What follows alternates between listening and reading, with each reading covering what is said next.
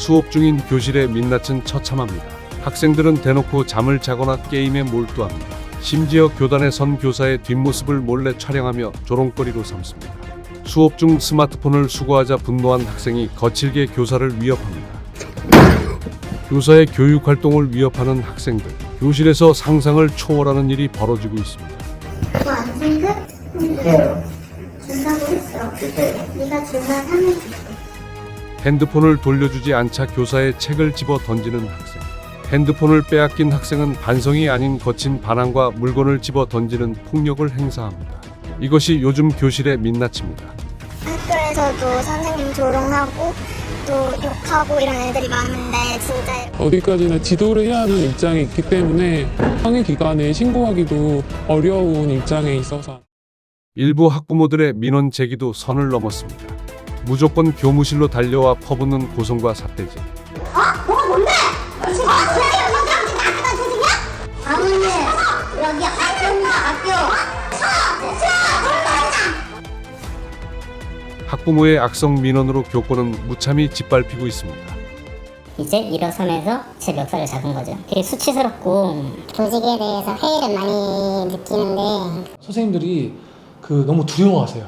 일단 학부모 만나는 것 자체를 너무 두려워하시고 지난해 제주도에서 학생을 바로잡으려 했던 선생님의 정당한 훈육이 아동학대로 신고되었고 악성 민원에 시달리던 교사는 극단적 선택으로 삶을 마감했습니다. 그 학생이 담배를 이제 막 펴가지고 이 담배 피는 문제를 잡아야겠다 해서 남편이 이제 좀 강하게 이렇게 아무래도 뭐 이렇게 지도했거나 이렇게 한 건데 때린 것도 아니거든요. 그거 가지고 학교를 안 가니까 누나한테는 선생님 무서워서 자기 학교 안 간다 이렇게 말을 했나 봐요. 그래서 담배를 피우다 들킨 학생을 훈육하려 했던 것이 학부모의 악성 민원으로 돌아왔습니다. 40여 통의 거센 항의 전화와 제주도 교육청에 제기한 민원은 바른 길로 인도하려던 교사의 뜻을 짓밟았고 극단적인 선택으로 내몰았습니다. 1학년 선생님들도 뭐 집단 트라우마 때문에 이제 집단적으로 이제 멘붕이 오셔가지고 선생님도 사랑합니다. 아이들을 가르치다가 축제해 주십시오. 이번 제주교사 사망 사건은 지난 2023년 발생한 서희초 사건과 닮아 있습니다. 당시 악성 민원으로 서희초 교사가 사망하자 교육부는 악성 민원을 교사 혼자 감당하지 않도록 하는 대책을 마련했습니다.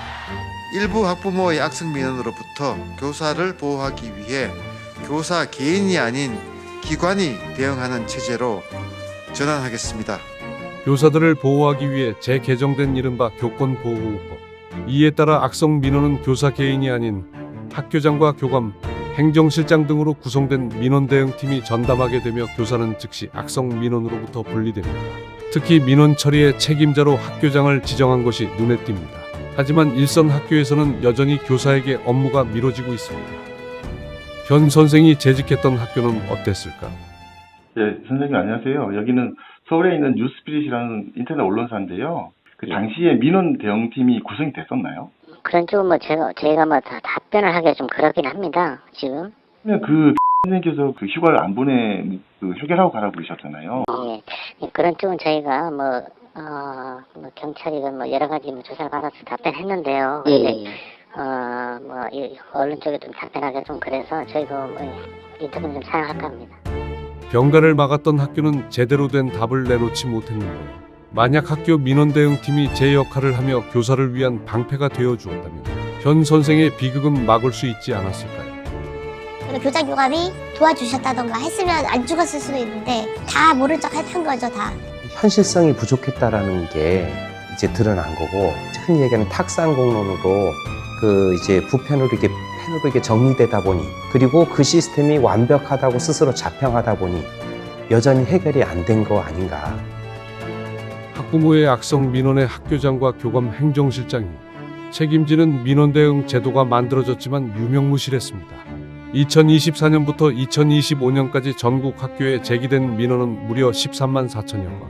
이 가운데 학교장이 해결한 비율은 고작 17.3%에 불과한 반면 무려 60.3%의 민원은 담당 교사가 직접 감당해야 했습니다. 현유 선생님이 지도하셨던 친구 같은 경우에도 그 아이를 왜 선생님이 혼자 다 끌어안습니까? 학교라는 공동체가 같이 끌어안아야죠.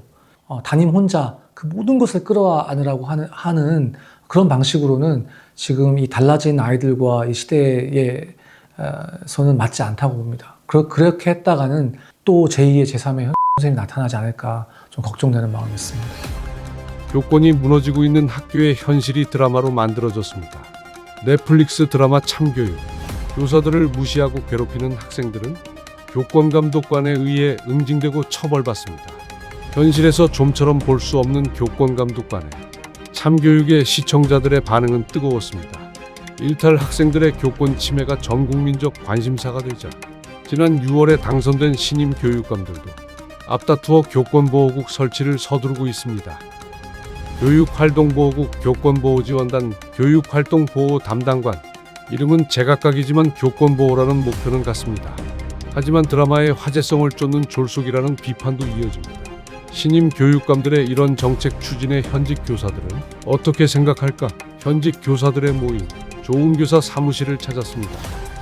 교권에 대해서 관심을 가져주시는 것은 너무나 다행스러운 일인데 더 중요한 건 기존의 제도들이 있거든요.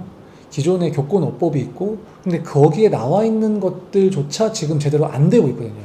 그게 작동하도록 하는 게 더 중요합니다. 그 대표적인 것이 이제 학교 민원대응팀인데 전혀 아무런 인력도 없고 예산도 없고 그냥 민원대응팀 할 수 있어, 교장교감 행정실장이야 이렇게 해놓고 선생님들한테 제대로 알리지도 않고 하다 보니까 그래서 발생한 문제가 제주의 현 선생님 사건이거든요. 이미 각 교육청의 교권보호위원회가 구성되어 있고 학부모의 악성 민원에 대해 민원 대응팀이 대응한다는 매뉴얼도 마련되어 있습니다.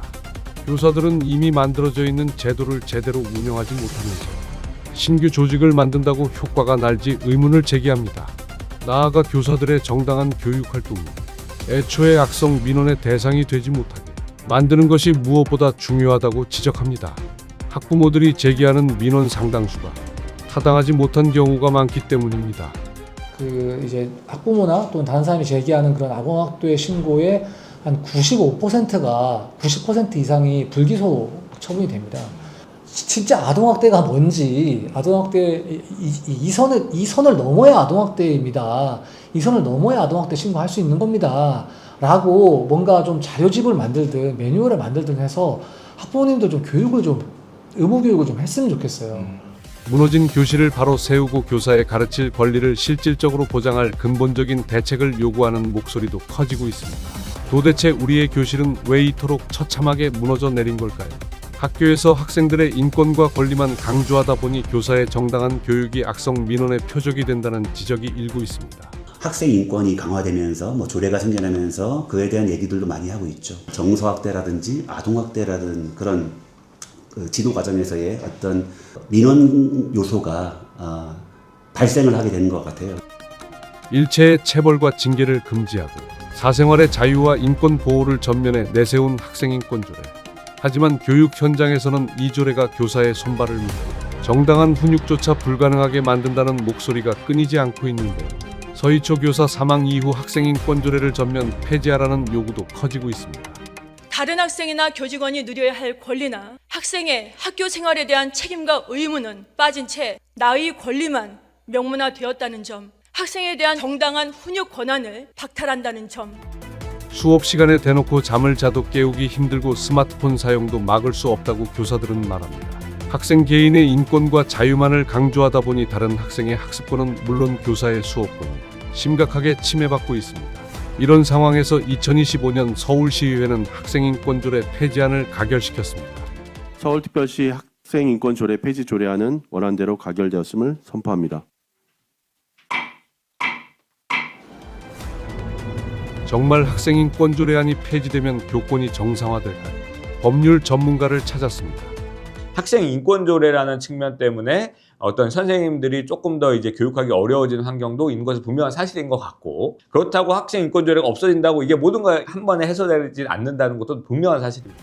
학생인권조례뿐만 아니라 아동복지법과 아동학대 처벌법이 교사들의 정당한 훈육을 위축시킨다고 전문가들은 지적합니다. 특히 아동복지법 제17조 5호 아동의 정신건강 및 발달에 해를 끼치는 정서적 학대 금지 조항은 기준이 지나치게 주관적이고 포괄적이라는 비판이 따릅니다.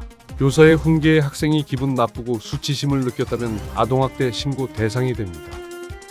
정서적 학대가 도대체 어디까지가 정서적 학대인지가 굉장히 애매한 부분인데 수사기관에서도 이거에 대한 판단을 하기가 어려우니까 아이가 힘들어한다, 이것 때문에 심리적인 큰 어떤 문제를 일으키고 있다, 대부분은 아동학대, 정서적 학대로 인정되는 경향이 높다라는 것이죠. 청소년 아이들이 수업 시간에 잠을 자고 있을 때 그걸 깨우는 방법이 조금 더 웃기고 재밌고 이렇게 하기 위해서 선생님께서 학생의 뭐 귀나 이런 것을 꼬집는다라고 하는 것도 신체적 학대로 볼 가능성이 있습니다. 그렇기 때문에 이제는 아이를 깨우려면 이제 일어나 라고 말하는 거 외에는 방법이 없는 것이고, 일어나라고 말했는데 듣지 않는다고 했을 때 그것을 어떻게 지도할 것이냐는 사실 굉장히 어려운 부분이 될 수밖에 없는 거죠.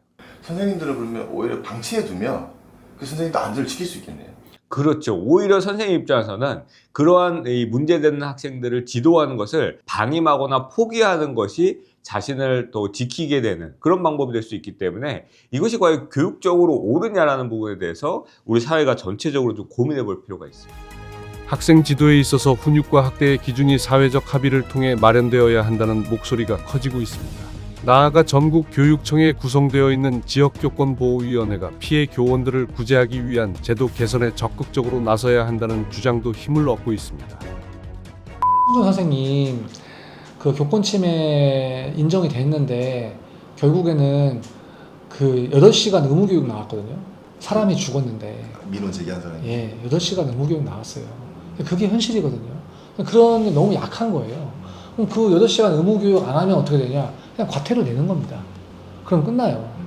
이런 상황이기 때문에 이 부분도 반드시 좀 개선이 돼야 된다고 생각을 합니다.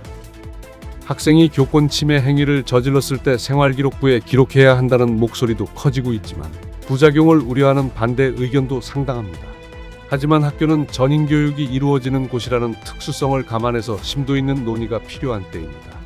그 어른들 어디 여행 가면 그렇지만 자리에 앉으라고 잘 안 앉잖아요. 마음대로 돌아다니고 자기 하고 싶은 거 하잖아요. 교실엔 절대 그런 거 안 되잖아요.